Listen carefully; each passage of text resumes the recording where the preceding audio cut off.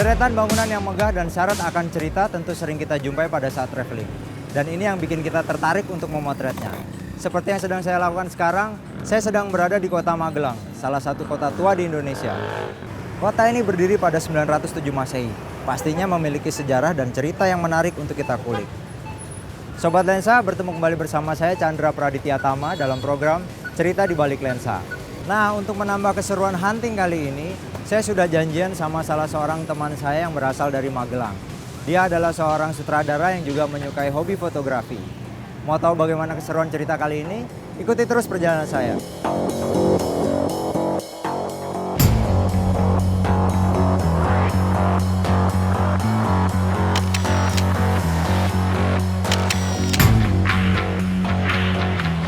Mas Adit. Weh, halo. Apa kabar? Baik. Aduh, lama gak ketemu Mas. Ada berapa tahun ya? 2 tahun kan saya. 2 tahun kali ya. Bisa ceritain dikit nggak? Ini kan kita kan baru nyampe Magelang nih. Iya. Ceritanya tuh lagi pengen hunting kan. Mas Adit yang lebih tahu lah Magelang nih. Seluk-beluknya tuh bagaimana? Terus motret tuh kira-kira yang menarik apa gitu kalau menurut Mas Adit? Oh iya, ini ngomongin Magelang di mata saya ya tentang fotografi. Saya ngeliat itu kok Magelang itu punya landmark yang gede, itu unik. Jadi kalau saya ngeliat itu Magelang itu alun-alunnya itu punya simbol toleransi. Oh gitu. Dan simbolnya itu lewat tempat-tempat ibadah. Ya mungkin kalau zaman dulu pemerintahan Belanda ya, artinya yang menguasai kan Belanda. Mungkin diizinkan untuk dibangun kelenteng, dibangun gereja. Yang paling lama itu ada masjid di sana. Masjid Agung Magelang itu? Iya, ada Masjid Agung Magelang. Itu semua letaknya berdekatan ya satu sama lain? Iya, kayak ngelilingin gitu. Ngelilingin alun-alun. Jadi kalau sebelah sana itu ada kelenteng, situ terus ya? sebelah sana itu ada itu masjid, itu ya? Terus Masjid sebelah sana itu ada katedral atau apa tuh? Gereja. Gereja ya? Gereja Kristen. Terus agak kesana lagi ada gereja Katolik. Oh gitu. Jadi kayak dia kayak Jadi kayak pusat gitu. peradaban pertama itu di sini gitu mungkin ya? Mungkin ya supaya apa? Simbol-simbol toleransi itu ada, dibangunlah tempat-tempat ibadah seperti itu. Mungkin.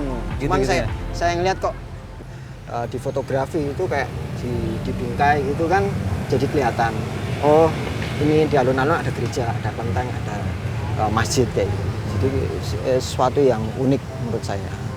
Mungkin ya kalau fotografi itu fotografi arsitektur kayak gitu. Gitu ya? Iya. Jadi gini Mas, ini kalau Mas Adit sendiri menyukai fotografi sejak kapan?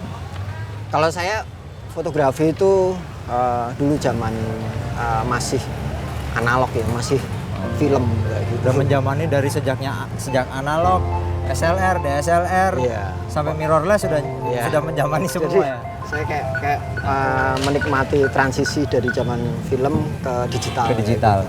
Kira-kira Jadi, enakan mana antara film sama digital? Sebenarnya gini loh, kalau analog itu dia unik ya, karena mungkin tidak semua penikmat fotografi itu mudah dipelajari kayak gitu. Karena kalau analog tuh perlu teknik kayak gitu, perlu banyak teknik. Jadi ada teknik dari foto sampai pencucian film, terus habis itu cetak. Kalau sekarang kan lebih ke habis foto terus diolah di Photoshop terus cetak gitu.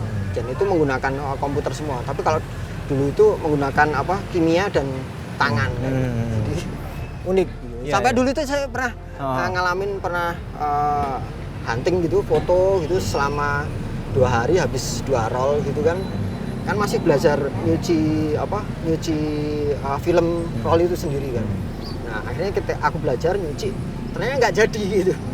Karena filmnya itu nempel jadi roll film itu kan nggak boleh nempel antara roll satu sama yang lain nempel gitu. Kalau nempel gini nggak jadi. Gitu ya? Jadi selama saya hunting 2 hari itu ya nggak jadi gambar apa-apa gitu. Dan itu ternyata masih kebawa sampai sekarang. Kalau kalian lihat gearnya Mas Adit nih, coba lihat.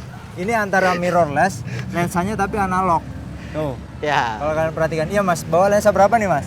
Saya bawa lensa 24 mm, 50 sama 100 mm. Lensa prime semua ya, lensa fix semua ya. Lensa fix semua. Ya, mungkin saya lebih suka karena dia itu punya unsur depth of field ya gitu. Yang Jadi, lebih tajam gitu. Lebih tajam terus dapetin bokeh yang tebal kayak gitu. Cuman ada sedikit kecepatan, mengurangi kecepatan dalam memfokuskan kamera gitu. Jadi kalau pakai lensa mungkin yang motorik gitu, bisa pakai autofocus gitu. Bisa cepat itu. Bisa cepat. Tapi kalau ini harus manual dan harus di magnify dulu, baru difokus, baru di shoot kayak gitu. Ada alasan nggak kenapa kok pakainya lensa analog? Apakah karena coatingnya yang beda ataukah karena apanya, Mas? Jadi kalau sekarang kan lensa lensa digital yang motorized itu kan harganya mahal. Tapi kalau lensa analog ini dia tuh harganya murah, tapi kualitasnya bisa bagus. Kalau kita pinter makainya gitu. Terus pinter timingnya, terus pinter milih jenis apa yang mau difoto kalau pakai lensa analog gitu. Misalnya kalau kayak gini kan kita sore hari minim cahaya, terus yang difoto mungkin arsitek kayak gitu kan. Jadi kalau pakai lensa analog kan agak lambat gitu, cocok banget. Karena gitu kita bisa fokusin dulu sebentar, terus baru foto. Sangat menarik Sobat Lensa. Gini aja Mas Adit, biar kita nggak mau buang waktu, ini kan udah agak sore nih. Ini sebenarnya asik ya Mas, karena cuacanya kalau memotret arsitektur tuh akan lebih asik kalau cahayanya agak temaram ya Mas ya. Jadi temaram itu bisa jadi background dari arsitek itu sendiri. Ya semoga aja ini arsiteknya ada lampunya. Cuman kalau nggak ada lampunya, jadi yang kelihatan backgroundnya kita manfaatin aja yang ada gitu. Karena memang arsitektur itu kalau dia cuma kita motret biasa nggak ada cahaya yang dramatis gitu, kayaknya kurang menarik ya Mas ya. Nah Mas Adit, sebelum ini kita lanjut aja yuk, biar nggak terlalu sore. Ya. Ayo kita kira-kira kemana nih Mas kita Mas enaknya Mas? Mungkin yang dekat dulu ya. Ini kali ya, dulu. Itu ada water torrent. Water torrent ya. Jadi ini peninggalan Belanda juga. Udah Lama, dan ini jadi landmarknya Kota Magelang. Sampai ada batik gitu, ada batik gambarnya water torrent gitu. Oh gitu ya. Ayo Mas kita coba ke sana aja yuk. Ya.